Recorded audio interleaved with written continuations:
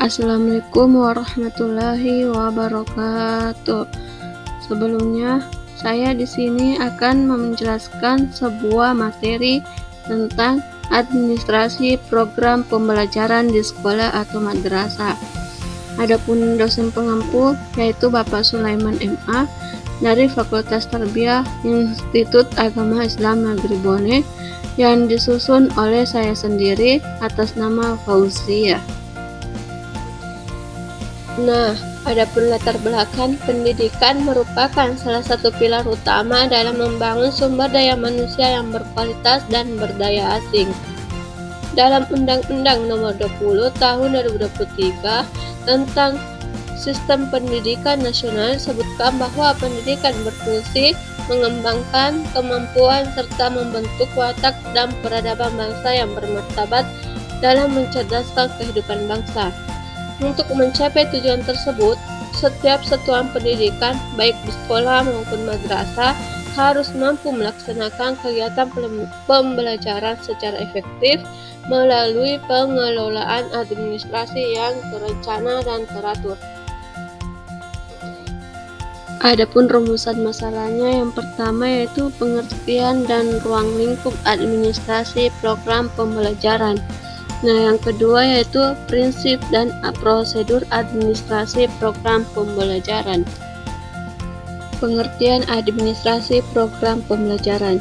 Administrasi pendidikan adalah proses keseluruhan kegiatan bersama dalam bidang pendidikan yang meliputi perencanaan, pengorganisasian, pengarahan, pelaporan, pengkoordinasian, pengawasan, dan pembiayaan dengan menggunakan atau memanfaatkan fasilitas yang tersedia, baik personil, material, maupun spiritual untuk mencapai tujuan pendidikan secara efektif dan efisien.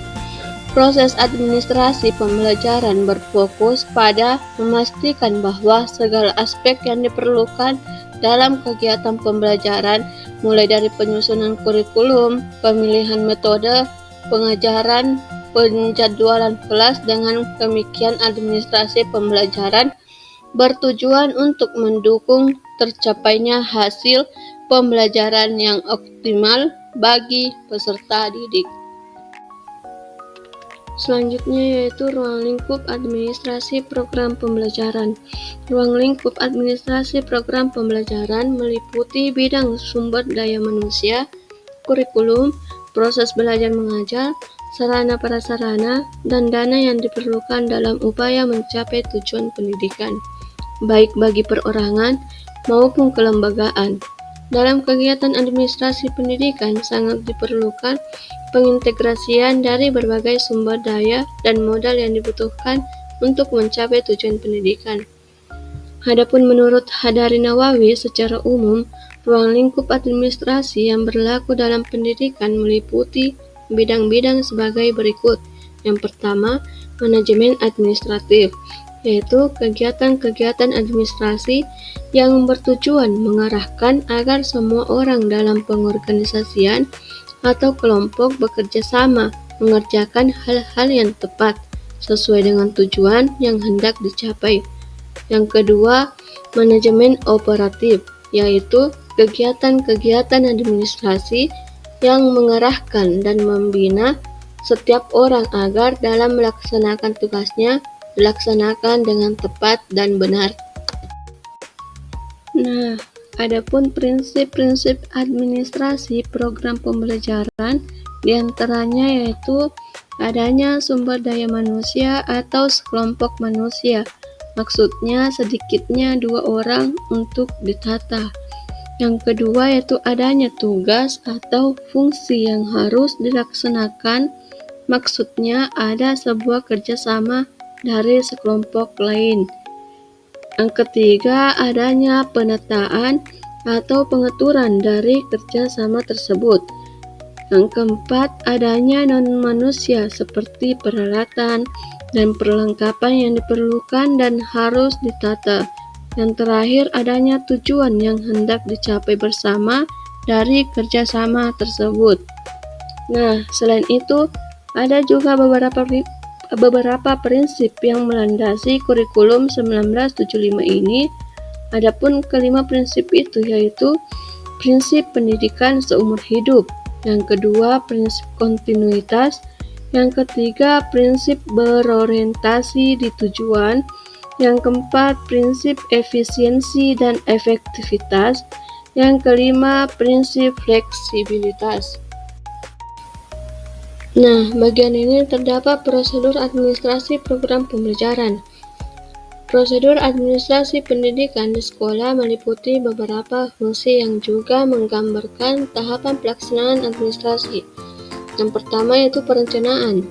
Dalam administrasi pendidikan, perencanaan merupakan konsep dalam menyiapkan sistem pendidikan yang terstruktur. Nah, yang kedua yaitu pengorganisasian.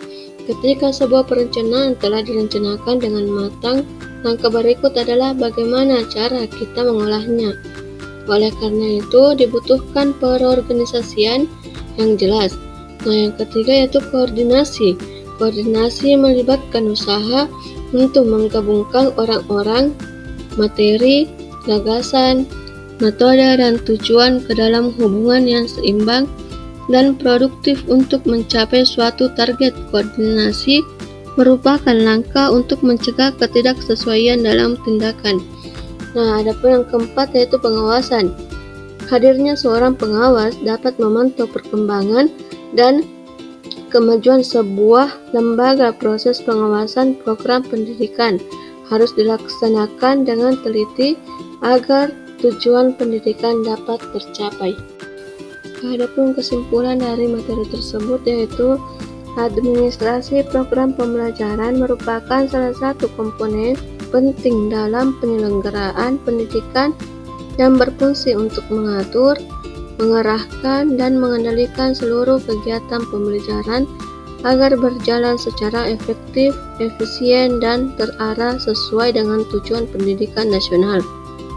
Administrasi ini tidak hanya mencakup kegiatan pencatatan atau pengarsipan, tetapi juga melibatkan proses manajerial yang mencakup perencanaan, pelaksanaan, pengawasan, dan evaluasi seluruh aspek pembelajaran di sekolah maupun madrasah. Prosedur administrasi program pembelajaran juga memiliki peranan vital dalam memastikan bahwa setiap tahapan kegiatan pembelajaran dilaksanakan secara sistematis. Prosedur ini meliputi perencanaan, pengorganisasian, koordinasi, komunikasi, pengawasan, kepegawaian, penganggaran, dan penilaian. Jika prosedur ini dijalankan dengan baik, maka akan tercipta sistem pembelajaran yang efektif dan bermutu tinggi. Baiklah, itulah materi singkat dari saya. Kurang lebihnya mohon dimaafkan. Wassalamualaikum warahmatullahi wabarakatuh.